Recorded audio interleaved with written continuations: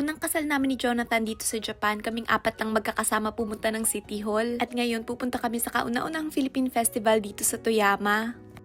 Kahit na walking distance lang naman yung festival galing sa apartment namin, sinundo na rin kami ni Erica para sabay-sabay kaming pumunta dito. And guys, ito na yung second day. Siguro napanood nyo na rin yung first day. Tinapos ko na munang i-upload yung mga vlogs ko sa Pilipinas para talagang sunod-sunod. Laging maulan dito sa Toyama or maulap, pero nakakatuwa na ngayon nakisama yung panahon. Hindi pa rin ganun kainit ngayon dito sa Japan, pero magsa-summer na nga rin. Grabe guys, nagulat ako sa sobrang daming tao. Hindi ko akalain na ganito na pala kadami yung mga Filipinos dito sa Toyama. Sobrang nakakatuwa na ang laki na ng Filipino community dito. Ang dami ko nga rin mga na-meet na mga kababayan. Grabe guys, nakakataba kayo ng puso. Napapanood nga daw nila yung mga videos ko. Akala ko nga guys yung nararating ng videos ko dito lang sa Japan. Pero nagulat ako ng pag-uwi ko ng Pilipinas na kahit saan kami magpunta, marami na nga rin nakaka-recognize na napapanood yung mga videos ko. Nako guys, sobrang salamat talaga. Dating caregiver na probinsyana dito sa Japan, kahit papano marami na din palang nai-inspire. Kaya ganun lang sa buhay guys. Kung nasa point tayo ng buhay na talagang pinapahirapan tayo, tandaan natin na pinapatatag lang tayo at talagang mas minumold para sa mga bagay na talagang desire ng puso natin at talagang deserve natin. Sa kahit na anong ginagawa natin sa buhay, consistency lang talaga yung pinaka-key. May mga times na mawawalan ka ng gana, mapapagod ka. Kapag dumating yung mga times na yun, pahinga lang. Tapos laban ulit, huwag kang susuko. Lalo na kung mahal mo naman yung ginagawa mo. Sobrang nakaka-proud yung Filipino community dito sa Toyama. Hindi man tayo kasing laki ng mga big cities, pero yung warmth ng pagkakaisa dito, grabe din talaga. At halos lahat ng mga Filipinos na na-meet ko na dito sa Japan, lalo dito sa Toyama, talagang lahat sobrang babait. Literal na wala akong masabi. Kaya sana yung ganitong gathering taon-taon na mangyari. Maya-maya habang kumakain, dumating na rin yung laging late. Itong si Casey, meron pa nga siyang pag-gift sa amin ni Jonathan. Nagsisimula pa lang kami ng buhay ni Jonathan dito sa Japan. Itong dalawang to na talaga yung nakakasama namin. Sobrang busy nila lagi sa trabaho. Si Erica guys, isa o dalawang beses lang yan nagde-day off sa isang buwan. Pero once na napagdesisyon na namin magkita-kita, gumagawa talaga sila ng time para sa amin. At dun pa lang, sobrang na-appreciate ko na. At hindi magiging posible itong festival na to kung wala yung mga major sponsors. Kaya sobrang thankful talaga ang lahat ng mga Filipinos dito sa Toyama. Sa lahat ng mga nag-organize ng event na to. At sa mga ganitong klaseng event, lagi talaga na Smiles ang isa sa pinakamalalaking sponsors. Halata naman guys kasi napapunta pa nila si Sir Gabby Concepcion. At ito nga kaibigan ko, tignan nyo guys, kilig na kilig dahil kay Sir Gabby. Hello at shoutout din po sa mga iba pang kababayan natin dito sa Toyama. Maraming salamat sa panonood ng vlogs ko. At para sa mga nasa Japan na naghahanap ng trabaho, message lang po kayo sa Katsu Work Erisha. Maraming trabaho dito sa Japan. Visa lang talaga yung mahirap. Dumiretso kami sa may Starbucks ng Kansui Park. Grabe, na-miss ko yung park na to. Pagkarating nga, ang dami rin namin nakitang mga nagre-relax sa damuhan. Nakakatuwa kasi medyo tanaw pa rin yung snow sa Tateyama. Ina-out lang namin yung mga orders namin. Tapos naglatag kami dyan dito sa damuhan at dito na kami kumain. Paano guys, wala na rin maupuan sa pinaka Starbucks. Napakaraming tao. Talagang ramdam na ramdam kong marami na rin nakaka-appreciate ng ganda ng Toyama. Hindi lang mga Filipinos na napapanood yung mga vlogs ko. Sa work ko sa 7-Eleven, ang dami ko rin nakakausap ng mga Hapon at ibang lahi na nung nakarating nga sila dito sa Toyama, grabe, gandang-ganda sila. At syempre, bilang nakatira dito, isa talaga yan sa mga nagpapakilig sa akin. Yung mga pagkain na hindi namin naubos kanina sa festival, ngayon na rin namin kinakain. Hindi ko alam, parang mas lalong sumarap nga dito kasi siguro ang ganda rin ng ambience. Sa damo, tahimik, sa ilalim ng araw. Kaya simula ngayon yung mga aasahan yung vlogs, balik na sa pag-explore natin at buhay dito sa Japan. Sa inyo guys na lagi ring nakabang sa amang sulok ng mundo,